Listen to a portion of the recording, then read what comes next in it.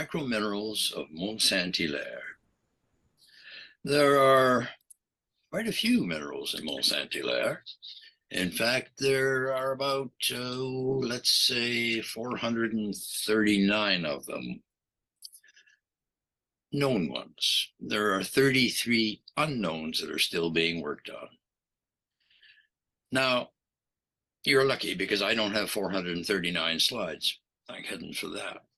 But if you're really interested in the details of Mont Saint Hilaire and the mineralogy, then you ought to buy this book, the Special Publication 14 of the Mineralogical Association of Canada, published in 2019. It's a very good book. It's full of any detail you would really want. There'll be a new edition coming out, possibly at the end of the year, but the date hasn't been firmed up yet. And unfortunately, this one's out of print, so you may have to borrow one from somebody else at the moment. But get the new one when it comes. Now, I'm only going to show you some of the most common and easily recognizable species, and there's a reason for that. Number one, there are too many to show all of them. And number two, it's so easy to be an expert on the minerals of Mont Saint Hilaire. That's because the common ones that I'll show are easily recognizable, and you lie about the rest. Now, I don't think I have any lies in this presentation. Most of the stuff that I'm showing has been done instrumentally, so I'm relying on that. If someone thinks that I've got a mistake in something later on, let me know, and I'll see about changing it. But this is why things are difficult in Saint Hilaire. Take poudretite. Now, poudretite's named after the Poudret family that opened the quarry in Mont Saint Hilaire back in 1959. And Mont Saint Hilaire is a type locality. If you happen to be traveling, say, in Myanmar, and you went to Mogok, you might pick up something like this. Looks like a water-worn pink quartz crystal. Actually, that's poudretite from Mogok in Myanmar, but it can be regarded as a gem material. In Saint Hilaire, on the other hand, that's what poudretite looks like. Now, and that's a museum specimen. If you think you can identify that in the field with your loupe, or even at home with your scope, you're a better man than I am, Gungadeen, because I certainly couldn't do it. These have to be done instrumentally. So many of them have to be done instrumentally. Let's have a chat about the Great Meteor Hotspot. The Great Meteor Hotspot is just what it says. A hotspot on the Earth, like the hotspot under the Galapagos or any other spot, Hawaii, for instance. And the traces of this one can be found starting way back here in the north, 214 million years ago, it was about here, so on down, 180 million, it was there. We are interested in down about 110 to 130 million here. Nowadays, it's way across the Atlantic, probably under the edge of West Africa. It's interesting because the Americans call this little spot here, which is the only bit they've got, they call that the New England hotspot instead of the Great Meteor hotspot. It raced the White Mountains, so yeah, that's a good idea. However, we got to think of one thing. The hotspot did not go this way. The continent went that way. And that's the tricky part about some of these things that we're going to have to look at today. Okay, that's the spot we want to look at right there. If you are a connoisseur of cracks in the earth, you would notice that they all tend to form Y shape. You can see the Y here in the St. Lawrence Gulf. You can see the Y shaped here. This is the one we're interested in, the Y between the Ottawa River and the St. Lawrence here. Because if you look at that closely, here's the Canadian Shield, here's the St. Lawrence lowland, here are the Appalachians, and there is Mont Saint Hilaire. It's one of a group of mountains spreading across. How did it form? Oh, Let me put it this way. This is one hypothesis. It was originally formed by a geologist named Lou Moy, who was curator of mineralogy at the Canadian Museum of Nature. Very good geologist. There are lots of others. If you took 20 geologists at the Mont Saint Hilaire and said, tell me how this formed, you'd get 20 different stories. But this is mine based on what Lou said. And as far as he was concerned, up came the hot magma.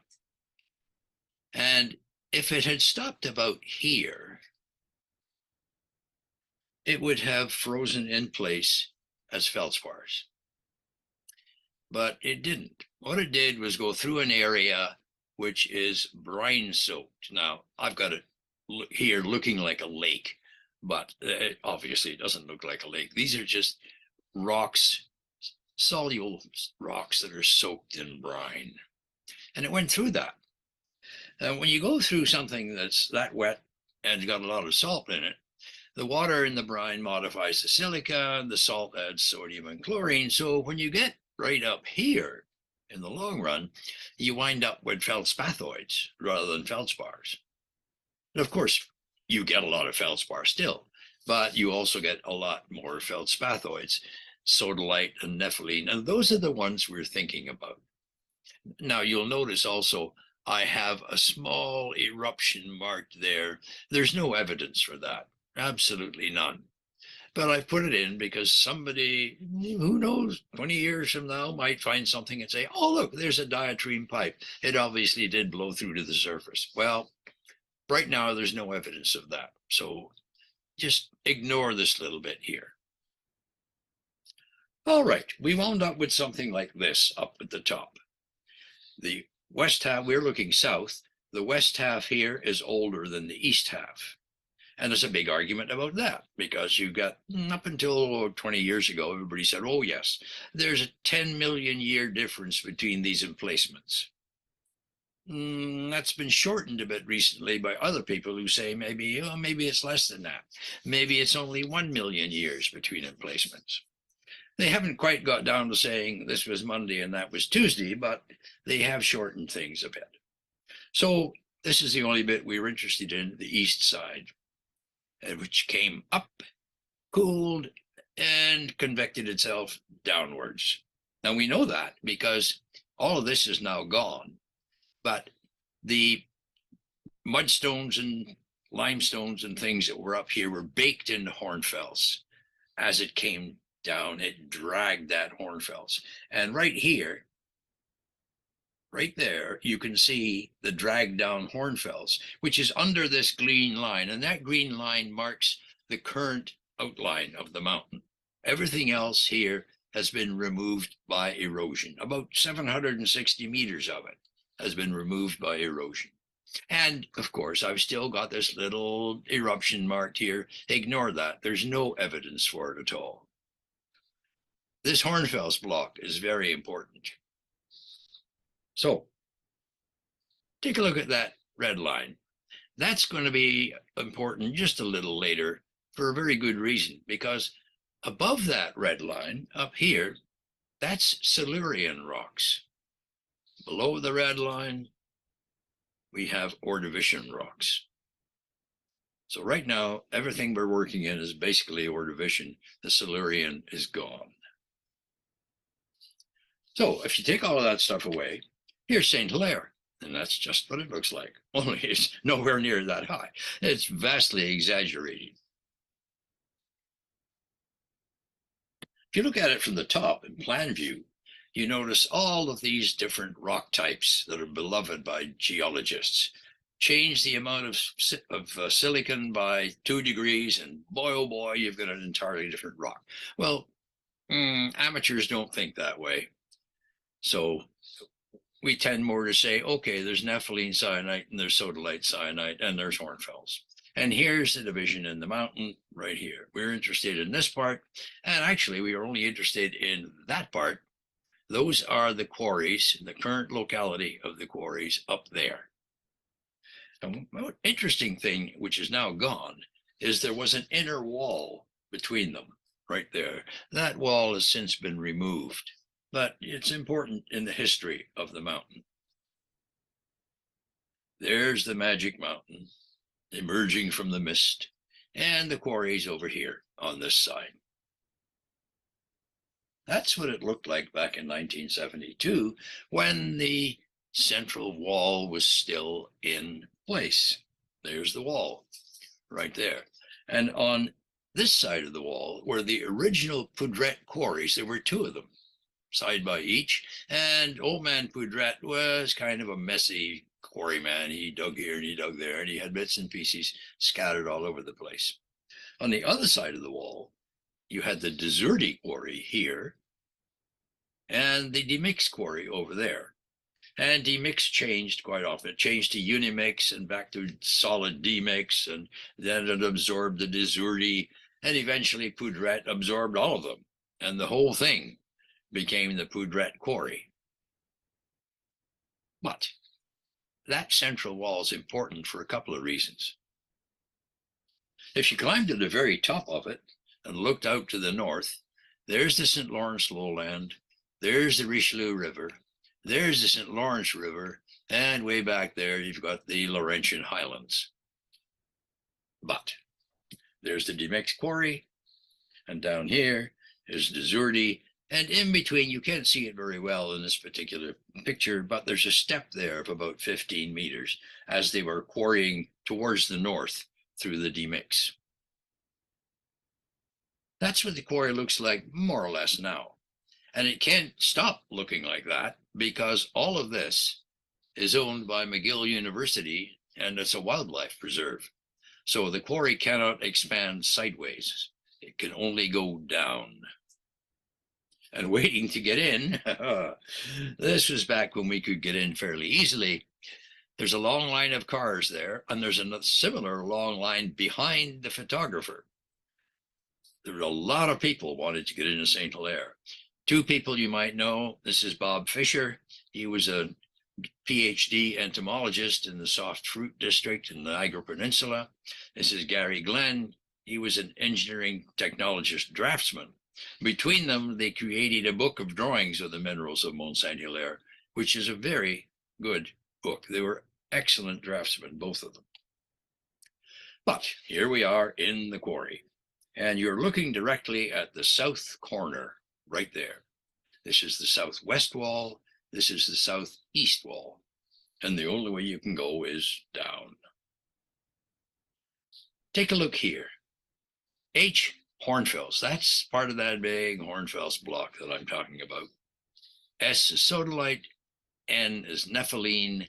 And notice that the xenoliths occur only in the nepheline. They don't occur in the sodalite, just the nepheline. And actually, some of them are quite big, like that. Here's the Hornfels over there. Here's the nepheline. Here's the sodalite. Notice that you can still see the bedding planes in the Hornfels. It hasn't changed that much. That's Marcel Weber, by the way. When they took the wall out, this is what they saw, and that's why I say it's very important.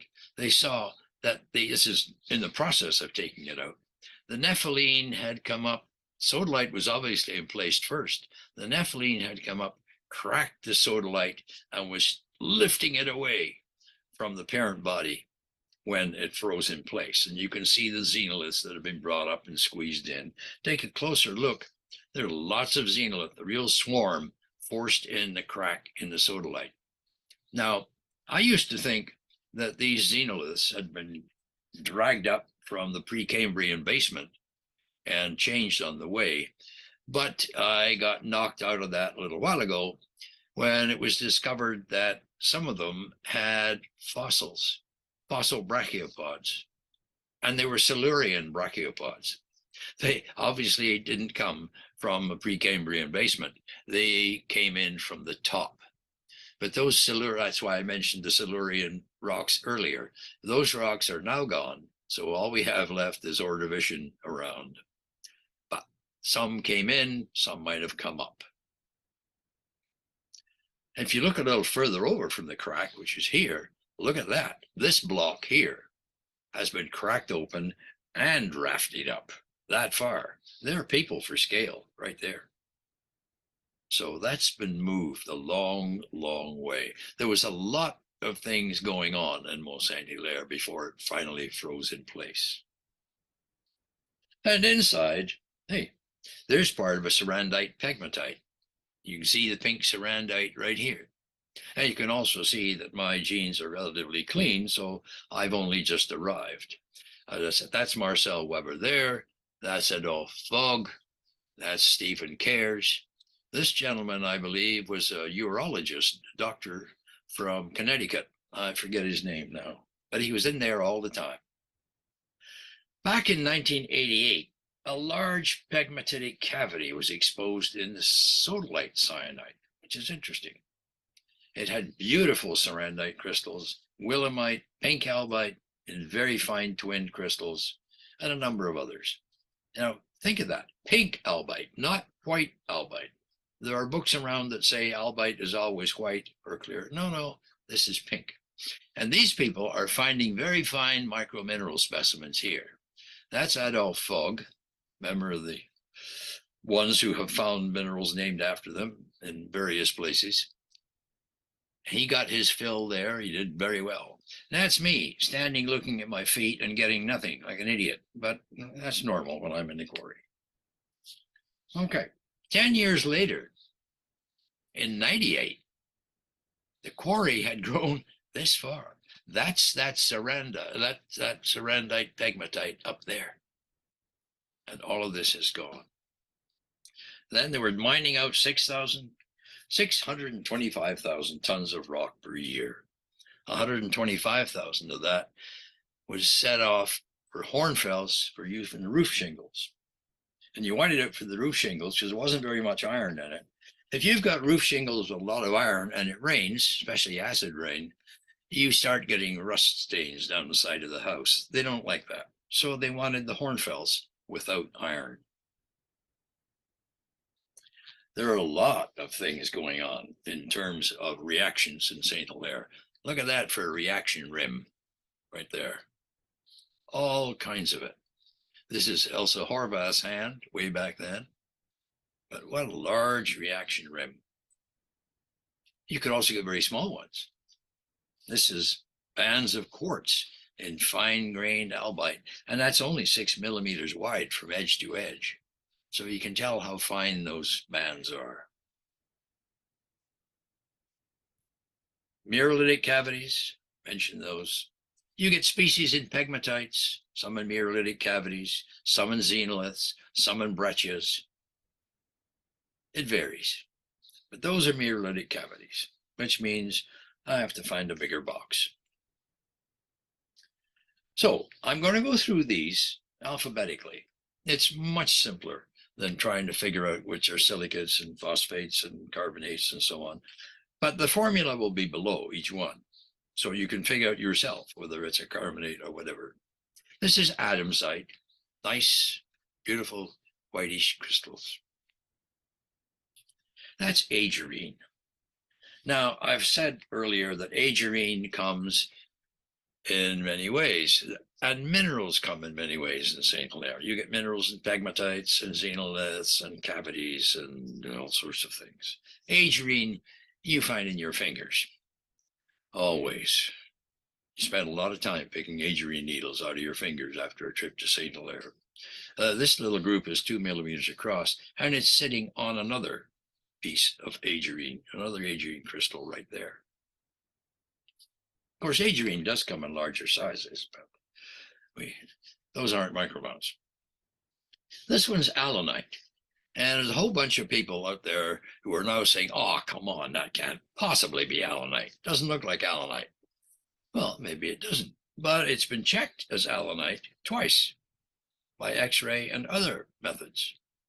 And some of the other methods have said, hey, and there may be a few rare earth elements in here as well, but that doesn't change the fact that it's allanite. Now, these ones have been etched out from a calcite cover, but look and ye shall find. This is one mineral that you do not want to find in Mont Saint Hilaire. It's beautiful, fluffy, nice stuff, but you do not want to find it. And particularly, you don't want to use your sledgehammer on it. Why? Very simple. It's explosive. That's ammonium nitrate leached out of the boreholes and soaked up in other rocks. Don't play with ammonium nitrate. Analcime. Now, analcime is a kind of a mystery mineral in Saint Hilaire because you can get analcime crystals like this that are gorgeous. They look like analcime crystals. They're nice, crystal clear, beautiful, perfectly ordinarily shaped analcime. But that's also analcime. And it's not analcime shaped. It's a cube with trapezohedral faces. This one's owned by Pete Richards out in Ohio. And it's very small, millimeter perhaps. But it doesn't look like ordinary analcime. Of course, neither does that. Analcime sometimes comes in spindles. And the interesting thing, if you find an analcime crystal that's this whitish color, even if it's regularly shaped and not spindle shaped, quite often the inside does not fill the outside. There are cavities throughout crystals like this. There weren't any cavities in the clear ones, but white crystals of analcime tend to have cavities in them. They just don't fill the habit. That's also analcime. Now, if you can identify that by eye, no. That was identified by Dr. George Chow at Carleton University. So that's analcime. Calcioansolite, it's quite common. It's a very nice mineral, nicely shaped, comes in good clusters. And you can identify it quite easily because if you look at it in incandescent light, it's that color. If you look at it in standard office light, the fluorescent lights in an office, it's blue. That's not ultraviolet, just standard fluorescent office lighting, and it turns blue. Good identification method. Now, this is either arsenopyrite or lilingite. I don't know which. They're very hard to tell apart. Lilingite tends to be silvery, arsenopyrite doesn't, but then arsenopyrite doesn't tend to be this long and needle-like, and lilingite does. So it's one or the other. You pays your money, you take your choice. I mentioned breccias. This is an igneous breccia, and that has no cavities in it whatever. All of these black spots here are filled with water clear quartz. There are no cavities in that rock. It's been cut and polished. So that's an igneous breccia. This is a Canadian dollar coin, about an inch across, 2.5 centimeters diameter. On the other hand, this hornfels carbonate, a different type, it runs through several levels. You can see the reaction rims on the broken parts here as it was being crushed together. And this has anatase, brookite, magnesite, and green octahedral dolomite. There's the green dolomite right there. The color is caused by a little touch of chromium and vanadium. And there's an octahedral one. Now you say, hey, dolomite is not isometric. It can't be an octahedron. And you're right, it can't be. And it isn't really a true octahedron. But it sure looks like an octahedron. And it's green, and it's dolomite. The color is disguised a bit by this brown organic coating that's on it. The anatase, there's an anatase, tetragonal anatase. And right across from it, there's an orthorhombic brookite. The two are very close together. They're the same composition, but they're different structures. And once again, this is Saint Hilaire, you never know. Anatase, by the way, comes also in the cavities left by agerine crystals that have etched away over time. You can see where this was once an agerine crystal length here, and the space is now got little tiny little blue anatase crystals. That takes a lot of looking to find them under the scope because they look like black dust unless you've got very high magnification. But in the hornfels, you can also get anatase, rather nice anatase. This is a nice bicolored crystal. It's 0.5 millimeter that way and 0.2 of a millimeter that way. They're very small, but they're nice. This is chlorite down here. Oh, let's get into a phosphate. Fluorapatite is fairly common in the quarries. These two are sort of a yellowish color, but often it comes water clear, crystal clear minerals. There's just no color to them at all. Very nice, make nice micromounts. Garnets, there are 3 types of garnets in Saint Hilaire. These are the andradite species, but you can also get spessartine and grossular. Andradite's the most common, and you find them in the muralitic cavities. They're not exactly the best color, but they're nice crystals all the same. Fluoropophyllite, again, in the xenoliths. Bastnasite, it comes in a variety of habits. Here's a nice bastnasite crystal sitting on naturalite. But bastnasite also comes in drumsticks. There's one there. And baffinite. Baffinite is an awful mineral to try to take a picture of. It comes in these nice clear plates right there, but it also comes in tight bundles that you can't really get into and that reflect light all over the place. It's a real miserable thing to try to take pictures of. So that's the best I could succeed with. Burbankite. Here's another puzzle, Burbankite. Burbankite often has up to 12 sides. And Dr. Chow always said he'd never found a single Burbankite crystal. Every Burbankite crystal he looked at was twinned, and he wasn't sure they were the same species in the twin. So I don't know. He never got any further with things before he died, but Burbankite at Saint Hilaire is another problem.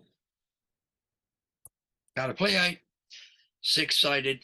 This one is etched. A lot of them are. Some of them are quite clear. Again, water clear crystals. But this one is etched. This is sitting on a bed of paraphenite here, and it's got an inclusion of strophyllite. Some of the clear crystals at Saint Hilaire have a lot of other inclusions inside. That one's, of course, catapleite. It also comes in fly swatters. This one's stuck on an agerine needle. So, never be sure what you're looking at.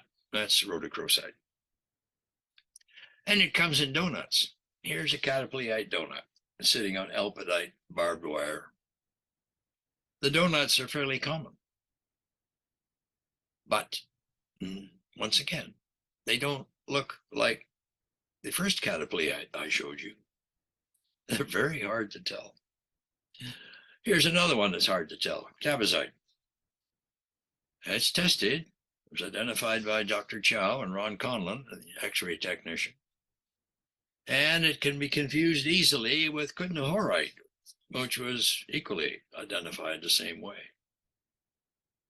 I can't tell them apart by eye. Maybe you can. Dawsonite doesn't quite look as the same habit as the type locality in the Francon Quarry or the McGill University campus. But it's nice stuff. It comes usually lying in flat clusters like this in the sodalite. Although occasionally it springs up into all of these sparkly bits, and then it's a little tricky to tell it from other things. Donaite. Oh boy, donaite. Well, the inside here may be donaite. I have no idea what the outside is. Except, of course, if the outside's donaite and the inside's something else.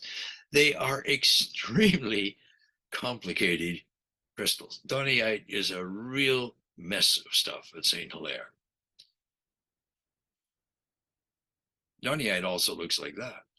Now, if you can tell me by eye, oh yeah, that's donaite, after looking at the first set, oh yeah, sure. And donaite also looks like this. This is one look end on. You can see the layering in it here. So we can have Donnyite, McKelveyite, Maloganite, half a dozen other things, all wound up merged into one crystal. I don't know which is which. These look like little shriveled up sea anemones when they're sitting in a mess of calcite here. They're zoned. This one's zoned. There's the Donnyite, I hope. That rim outside is the new mineral, Alice Wilsonite, named after Dr. Alice Wilson, who was employed by the Geological Survey for many years and paid as a clerk because she was female. Real sad case. Anyway, gay Donnyite, these brown balls, it's often found with Donnyite, which is only reasonable because Gabrielle and Joseph Donnet were a married couple, so they may as well be together in the quarry as they were in the lab. Now, this is another gay Donnyite, and it's not my photograph. This is one that was taken by photomicrographer Violet Anderson more than 40 years ago. It's one of my specimens, but it's Vi's picture. And that's what photomicrography looked like 40 years ago. This is long before stacking.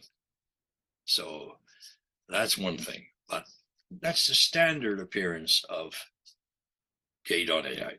I didn't bother taking another picture of myself because I thought Vi's should show up. Actually, it's been printed in a book. It's in the Mont Saint Hilaire book. We have eudialyte, which is not truly a rock-forming mineral at Mont Saint Hilaire, but many of the rare secondary minerals are derived from it and its alteration products. And once again, there are about 25 minerals in the eudialyte group. Several of them occur in Mont Saint Hilaire. You just can't tell them apart by eye. I have no idea what this one is. It's a eudialyte type, but yeah, sure. Take that one, O'Neillite. That's O'Neillite. It's a eudialyte group mineral. Its formula, as you can see, is just as long as any other eudialyte formula. And people say, oh, well, let's look at the color. You can tell it apart by the color. No, you can't. There are other eudialyte types in the quarry that look just like that, and they're not O'Neillite. So you really need instrumental analysis. Epididymite is orthorhombic, forms beautiful trillings, easy to recognize. There they are, the trillings right here. This is elpidite. I mentioned it before. The catapleite donuts were sitting on it. This is ferroceladanite, the green, and there's a long story associated with ferroceladanite, which I won't go into right now. But that's also epididymite. And yes, it's been checked instrumentally, identified by Dr. Chow. So you've got the first epididymite and you've got this epididymite. And a mineral with the same formula, but a different shape, eudidymite, right here, the monoclinic dimorph. Nice fishtail twins. Now, I was talking to people at the meeting in St. Catharines lately, and I mentioned that eudidymite had a crackled appearance. And they said, what's a crackled appearance? Well, if you're looking, to me, that looks like a crackled appearance. Other folks might not think so, but to me, yeah, that looks like a crackled appearance. Franconite. It's one of several niobium minerals at St. Hilaire. Used on albite, but you get these spiky, fluffy balls of white franconite. Fluorite, you get that in complicated octahedra. And they're nice, but they're complicated. And in fact, they get so complicated, and this one's so small, I tried to take a shot of the complicated sides, but I got chromatic aberration all over the place. But it shows how complicated they can get. Gentelvite, nice tetrahedra. You get that in the feldspathoid syenite pegmatites, often in clusters. And fluoresces green in both short and long wave ultraviolet. In fact, that's usually the only way you can find it because it comes mostly in very small crystals. Shine on the UV, and if it pops up bright green in tiny specks, It's probably gintalvite. Melanite. Melanite looks a lot like catapleite, but you get it mostly in the Hornfels tension fractures. But it also includes a lot of metallic sulfides. Now, I've called them sulfides. Maybe some of them are oxides. I don't know. But there are sulfides out here, the pyrite on the dolomite. So, yeah, maybe there are sulfides inside. And it sometimes gets so many of them, looks black. It's clear, but it's got so much stuff inside, it looks black. And that's also melanite. And it's not clear. Well, it's diaphanous in a way, but it has no inclusions. And it's the wrong color. But it's melanite. You just can't tell. Horn hilarite, yeah. Hilarite, the type species is from Saint Hilaire, and the name, that's why. It can be colorless or brown. It's not a really spectacular mineral, but it's well worth collecting. Hochulagaite teams up with franconite. Sometimes they occur together. Very difficult to tell them apart. People used to say, oh, well, one of them fluoresces and the other one doesn't. But they come together. You can't tell which one is shining. This one's got iron oxides on the outside, but the insides are nice and fresh and sparkly white. Horvathite is reasonably easy to tell because it looked like a toothed gear, and you can see, it's named after Lesson Elsa Horvath. You can see the teeth on the gear here if you look at the crystal edge on. So that's one that's relatively easy to recognize. Ilmenite, oh yeah, ilmenite all over the place, in the mineralogic cavities, mostly. And it comes also in flat plates. This is a very interesting one. This is Kukarenkoite. Very small, very rare, hard to identify. There it is. And that's a museum specimen. They're very small. They're the wrong color for identification in all that base, but they're there. Leavenite is found in eudialyte-rich altered pegmatites, maybe one of their products, the decomposition, but it's there. You find it. That's about that. Labunsavite. Labunsavite has the advantage of being very pretty.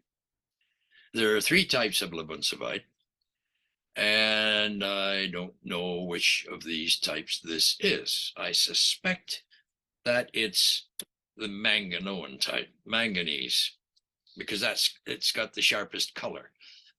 Magnesium doesn't color things that brightly, but manganese does. So perhaps it's the manganese end member. I have no idea. But they're nice. Igneous breccias, you get lorenzonite. Not much to say about lorenzonite. Usually comes as brown fibrous sprays. Lifite is trigonal. Looks hexagonal when you look at it down the end, but once again, you get these radial sprays of the lifite. Lemoinite, oh boy. There's a story about lemoinite. I really should tell it, I guess. It was described by Guy Perrault, a professor at the École Polytechnique in Montreal. And he gave a talk to the Montreal Gem and Mineral Club one day. And at the end of his talk, he said, oh dear, I feel terrible. I've done something horribly, horribly unethical. And I have to confess to somebody or I'm going to burst. I don't know what to do. And we said, what have you done that's unethical? He said, well, I just described lemoinite, named after Sir Lemoine, a very, very famous gentleman in Quebec history. And the Quebec government are so pleased with the fact that it's been named lemoinite, they've ordered me to ship a specimen to the World Fair in Tokyo. He said, I can't do that. I've only got milligrams of the type specimen. I can't send the type specimen anywhere. He said, so what I did, and it was really unethical, I know, I ground up some quartz and sealed it in a flame sealed in a glass tube and sent it off to Tokyo and said, this is limonite. It's terribly, terribly expensive and rare. On no account must it be opened. But what happens if it breaks and somebody tests it? They'll find out it's quartz. It's not limonite. My reputation will be ruined. I just don't know what to do. And one of our members, Milt Stitt, was sitting in the front seat, and he stuck up his hand and he said, would you like some more limonite? He said, you've got some? How much have you got? And Milt said, oh, about 60 pounds. He found a boulder that was chock full of this stuff. So Guy was able to send off another message to Tokyo saying, oh, that really, really special, important thing I sent you earlier, chunk it. And put this in its place. This is limonite. You can show that. So everybody was happy. Leucophaenite. Nice pseudo cubes. They have soft edges. Comes mostly on black sarandite or maybe bernicite. Chow always said it was black sarandite, but some people have found bernicite. Leucosphenite comes in nice crystals. They're not very common. They are nice and pretty. And once again, they're really hard to photograph. Mangano-neptunite. I really like mangano-neptunite. This one isn't bust. The bits here on top are actually stepped faces. So that's fine. That's why I like manganonite. Light it properly and the internal fire just bursts out at you.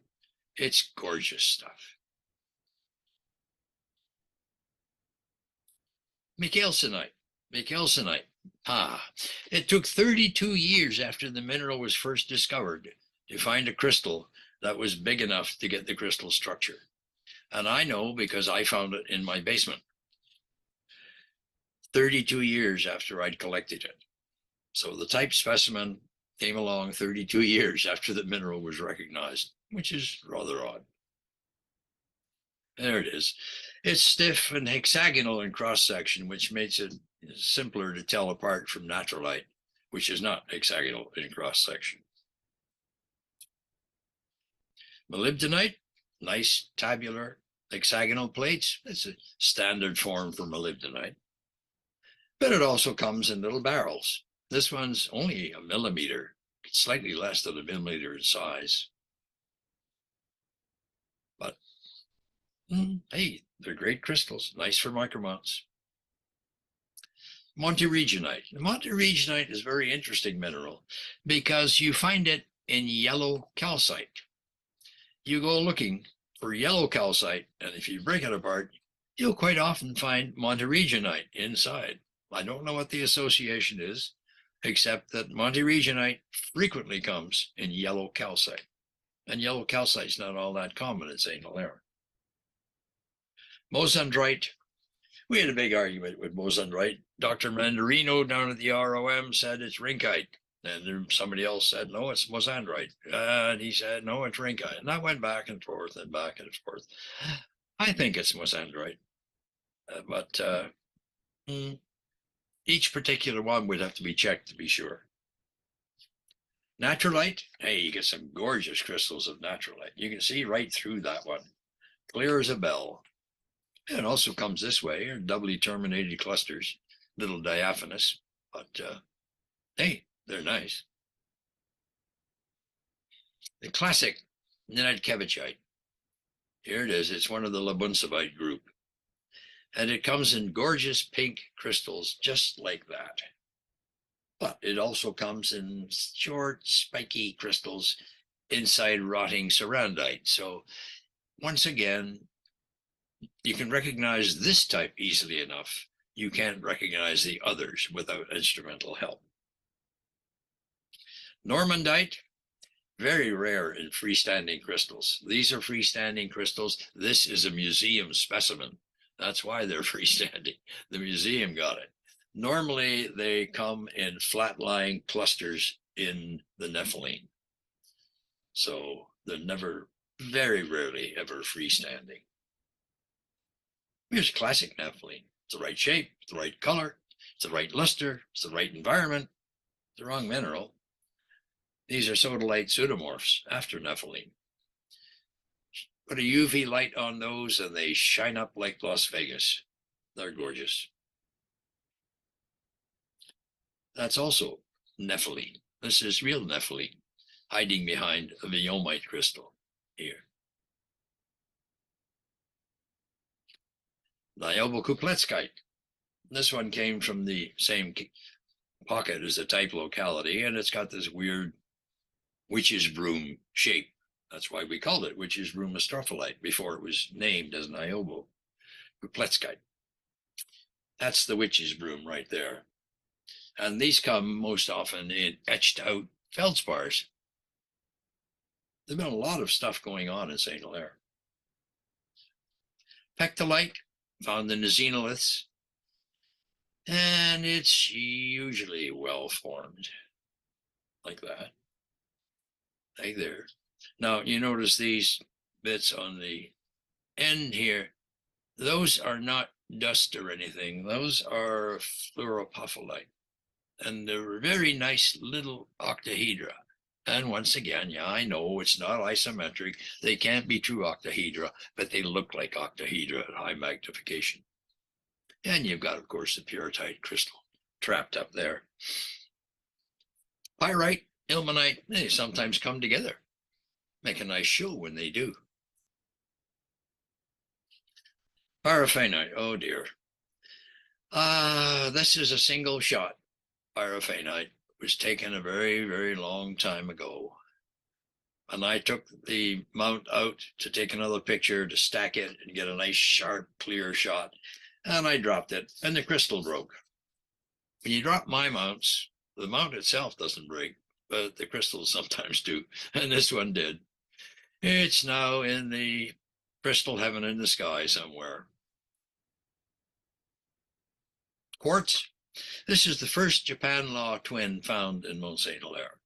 I found lots of twin quartzes, and Chow would always say, "Oh no, that's a Chinese law, Quinn." And I'd say, "Chinese law?" And he'd say, "Yeah, not quite the right angle for Japan, but this is a Japan law twin." Of course, quartz also comes in sprays. A little tricky to tell, but yeah, that's quartz. And quartz comes in golf balls. So once again, unusual habits are really usual habits in St. Hilaire. Quintinite, that's my mineral, so I threw it in just for that. It's not photogenic, it's little yellow things, but hey, what the heck, mine. Let's take a look at rhodochrosite.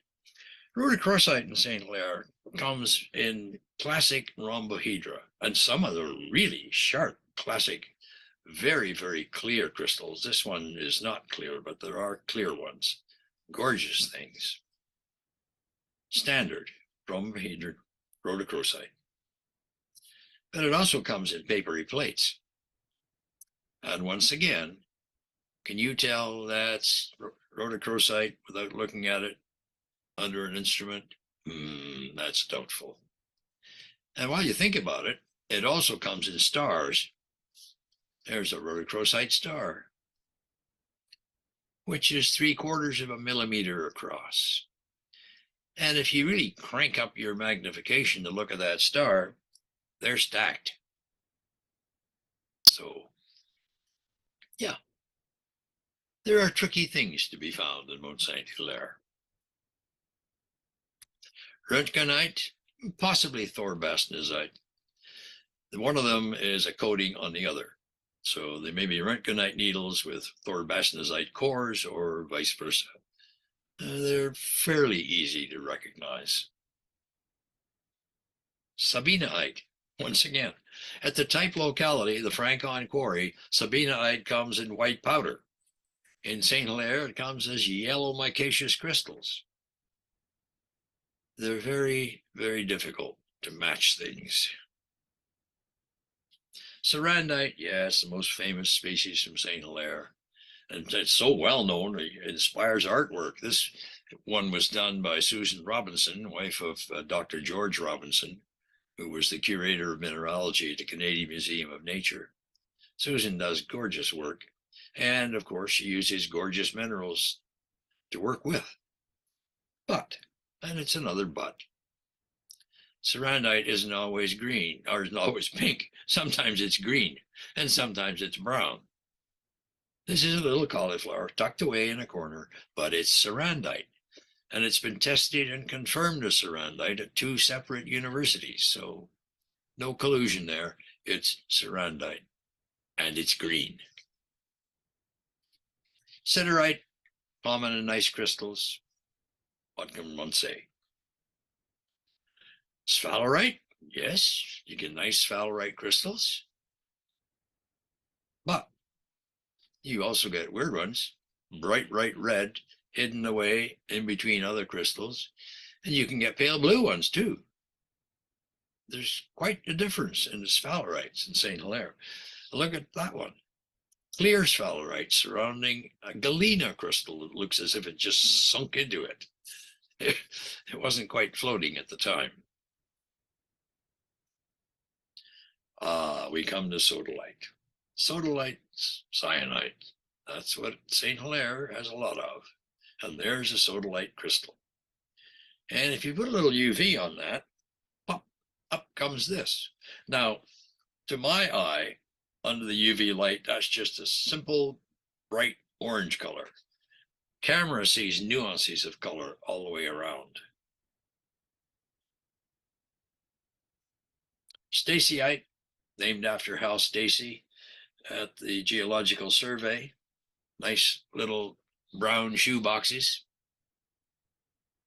Strontianite, it's often confused with franconite and hochulagite and the others. Comes in igneous breccias. And sinchusite. Sinchusite is relatively common. And it usually comes, of course, as carbonates often do, with pyrite on the edges of the crystals.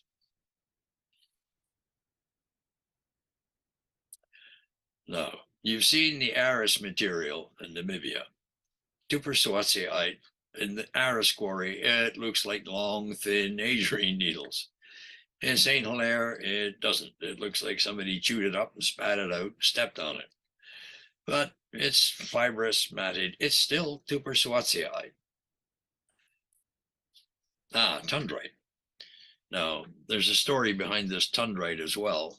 I was directed towards a boulder by Pete Richards one day, and I whacked that boulder with my sledgehammer, and out popped a ball of tundrite, which fell into 2 parts. And the tundrite looked so good and so nice that half of that ball is now in the Canadian Museum of Nature, and the other half is in the Royal Ontario Museum. I don't hang on to things that are that precious scientifically.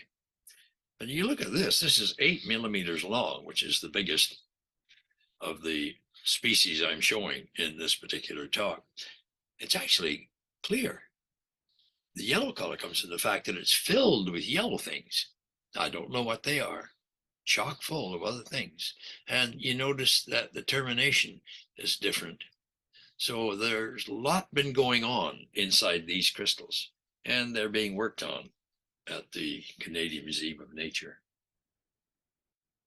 Biomite, that comes in pale pink to deep blood red. I say it's difficult to collect. No, you can collect it easily enough. You just can't keep it very long because it's water soluble. If you try to wash the specimen, it's gone. The white mass at the tip is chrysite here, but these are the biomite, and it comes in very nice cubes, which attract moisture, as you can see right there. If you've got biomite crystals, keep them in a well-sealed box. Woolite, it's usually yellow. It's not a particularly eye-catching mineral, but it's there. Makes a nice specimen. Yofortierite, named after Y.O. Fortier. Again, Not particularly eye-catching, but if you want a species from Saint Hilaire, that's it. Red, purple fibers, quite rare. Zakharovite. That's another museum specimen, and it's a whole 1/4 of a millimeter across.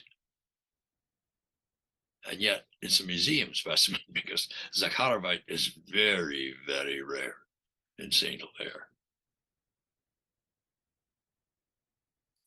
Zircon. Okay. There are all kinds of zircons in Saint Hilaire. They're common. You can get them in long prismatic crystals. You can get them in pale yellow. You can get them in dark brown. They're common. Unfortunately, speaking of common, the most common mineral at Mont Saint Hilaire is crystallized H2O. And believe me, that really is the end.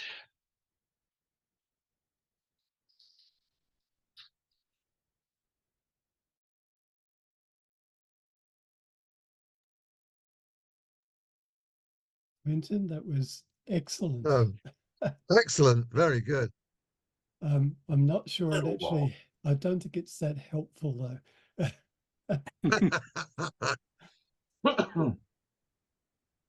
Do we I have recognize some of them.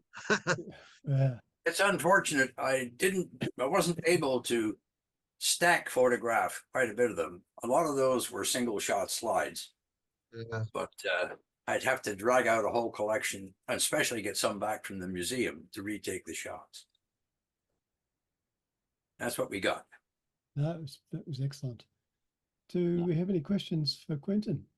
I noticed that you didn't mention Charmerite at all. Is that one of the ones that are a bit too rare? I didn't have a picture of Charmerite because I don't have any Charmerite. It's very interesting. You know who's got the Charmerite? Well, you have right now. I took Bob Snowball up St. Yeah, that's the I one. took Bob Snowball one. up St. Hilaire one day, and he said, "What's this that I found?" And I looked at it and said, "My God, that's Charmerite, and I've never found it there." But he took it home with him, so now Martin's got it. I should have gone in his grave with him. I said, no way. Yeah. He always said when he was alive that this specimen would go in his box when he was buried. I said, "Oh, my dead body as well." So I managed to get in his study where it was kept, and I've got it here. And so that's the original test pieces are in these two little tubes on either side of it. It was done by Dr. Chow. Chow, yeah, exactly. And but I had the it's original a good thing 2H. he got home without a broken arm, because I got to take it off him, but that didn't have the heart. There are some pictures of it around. I have photographed it. Yeah. Yeah. One of these days, that's the special one. That one. Yeah. Special Both specimen. Charmerite and Kearsite are the other three, the other two of the Quintinite series. Yeah. Are very rare. Come to think of it, I've only found my own once. So, yeah. Yeah. Any other questions? No? Okay. That's excellent. It was. Yeah. Thank you very much, Quintin. You work on that. If you can't convince them, confuse them. Okay. All right. So Kathy's got a book. Oh, Kathy's waving the flag. Yes. Oh, yes. I just want to thank you, Quintin, for being so smart and writing the complete book of micromounting. It's a great book. In the back, you even have beautiful, photo micrographs of the little minerals. Oh, yeah. Great job. Thank you. You're welcome. All right. No others? Okay. On that basis, hope everybody has a safe and happy season, however you celebrate it. And we'll see you all back here on February, third Wednesday or so in February. Okay. Okay. Thank you. Right. Yeah, Take care. all the best to everybody. You Yeah, well. all the best. Merry Christmas, everyone. Bye. Yeah. Bye. Thanks a lot. Merry Christmas. Bye.